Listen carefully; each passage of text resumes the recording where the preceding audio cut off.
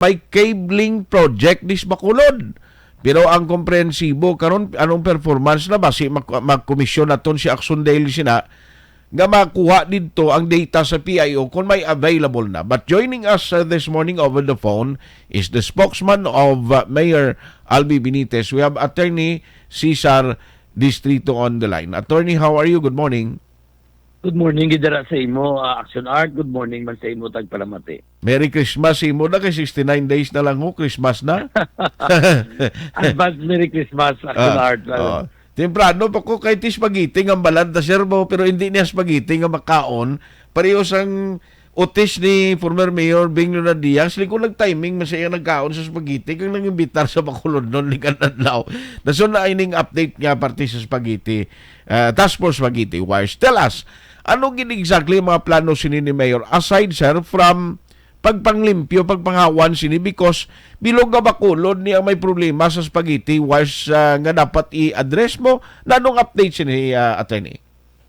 That is correct, Action Art. In fact, ang aton Task Force Spaghetti Wires had already collected hundreds and thousands of siguro nga mga linya metro sang kuryente sang kag mga cabling or cables along the major streets sa Bacolod, no? Tunilada na ang nakolekta sang aton Task Force Spaghetti Wires. And nauntat lang na siya during the time when there was a transition kay ang isa sa major member sang Task Force Spaghetti Wires is the utility companies, no? Isa dala dira ang Sineco. Tungod ang Sineco transition sila because of the GBA medyo na untat ang aton ang Task Force Spaghetti Wires, but the objective ni Mayor Albi Action Art hindi lang padayunon. That is why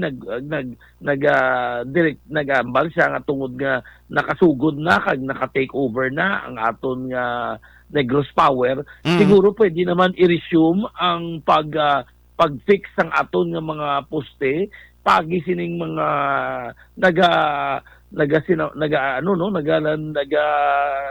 spaghettihon nga nagawagayway abi nagawagayway nagasinambod nga mga kuryente kag mga cabling sa mga cable sa iban nga mga sari-sari nga utility companies.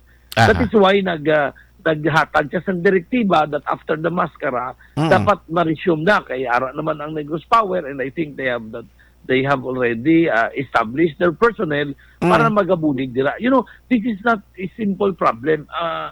Ang kinanglanon mo na di billion para mag-underground cabling. The objective here, Action Art ni Mayor Albi. Yes, sir. In fact, isa sa iya major nga programa makapungko sa Congressman Action Art is amo ang underground cabling. This is one of the major programs sa iyang administrasyon kung sa pananglitan makapungko bilang congressman. This is not just about fixing it, but rather hindi na naton makita ining mga kuryente sa aton mga dalanon. And it will start in the major streets naton. Isa-ina sa major nga programa, hindi lahog-lahog milyon ang imo gastuhon in order to transfer it because it should also coincide and dapat naga-connect siya kag hindi sa mag-cause problema sa aton mga drainage system. That is why dako ang budget para dira, and that is one of the focus of his administration the moment siya magapungko bilang congressman amo ining aton underground cabling. Just try to imagine ang downtown area kaya ginpumisa during the time na nagpadalagan sa bilang mayor nga maka-underground cabling kita because that is hindi lahog-lahog ang budget. But once he become congressman, isa-ina sa iya mayor nga programa, ang underground cabling, hindi na natin makita. It will start in the major areas naton sa syudad sa Bacolod, diri sa aton nga mga major streets, Action Art. But in so far as the Task Force Spaghetti Wires is concerned, this is just trying to fix and trying to remove those mga wires nga mga unserviceable naman, mga non-functional nga mga service wires. But this is just a temporary solution, pero ang pinakadako nga solusyon diri is the underground cabling, which is amo nang major nga programa ni Mayor Albi kung siya magapungko bilang congressman, Action Art. Yes.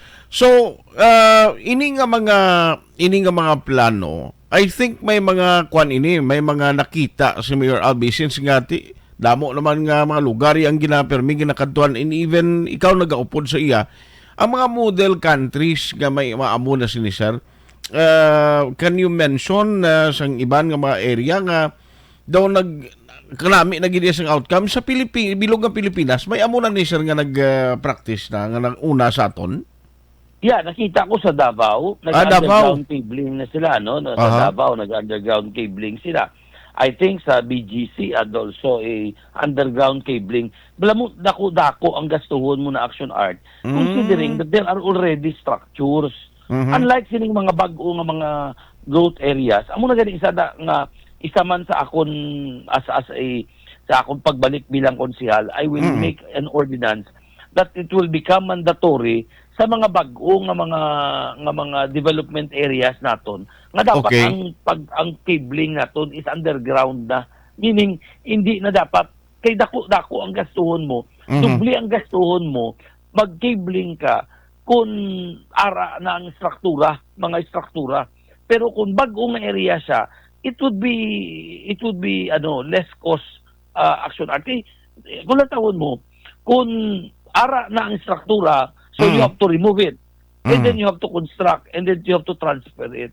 Amo nakadako sang nga ubra ang imo gamiton.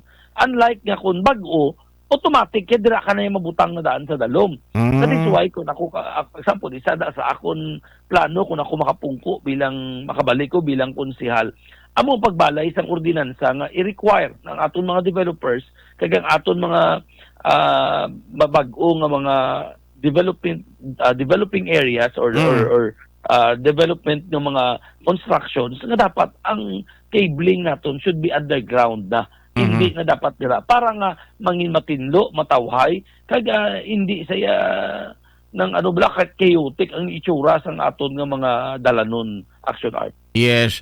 Actually, kung ako palantawon ang term ni Mayor Albi, nga magatapos by July, no? After sa May nga election or by June, ang ining paghawan sa spaghetti wires, it is really impossible nga matapos pa ni, no? Nga may ngagaw pa bla, nga inang tanan nga spaghetti wires mahimo sa Bacolod.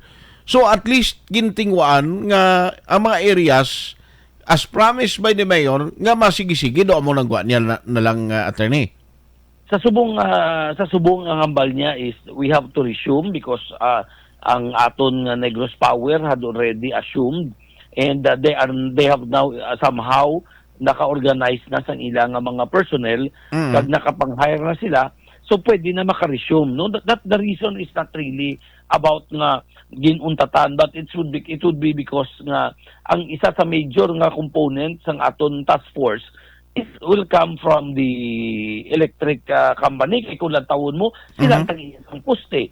Sila ang kurente, ang delikado sinadri is ang fire. So without the participation sa aton nga ng Negros Power, hindi mo na ma-aksyonan kag ma-fix ang ini nga mga linyada action art. That is why tungod nga naka-plaster na sila.